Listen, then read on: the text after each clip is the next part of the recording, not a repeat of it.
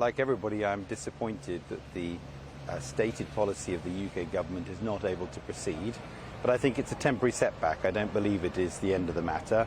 Effectively, as I understand the ECHR decision, it is a decision for the UK courts, who have backed the government's position, to go away and look at this in a bit more detail. And I believe that the Home Office will be continuing this in due course.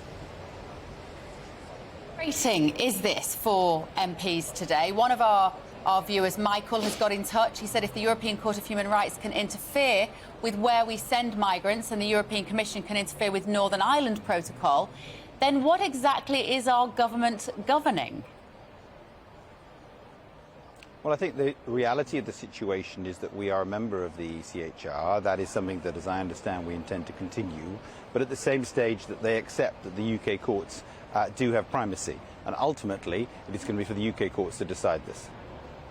What do you think the time frame? I was asking our reporter who was there at the Ministry of Defence this morning about time frame that we might be looking at, because I know for a fact that our viewers are feeling very frustrated that we have an immigration problem which is rumbling on. There doesn't seem to be any sign of a solution.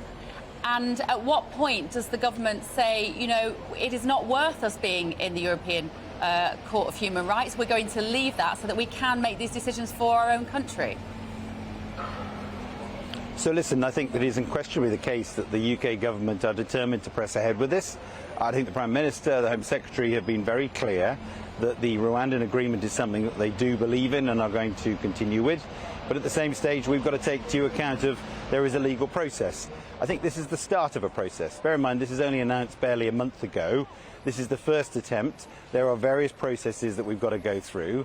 I think that this is a marathon, not a sprint, to fix a problem.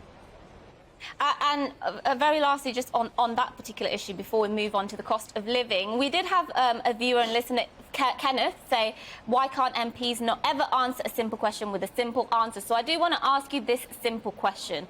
Where does the government want to pull out of the European Convention on Human Rights? It is not my understanding that we want to do that.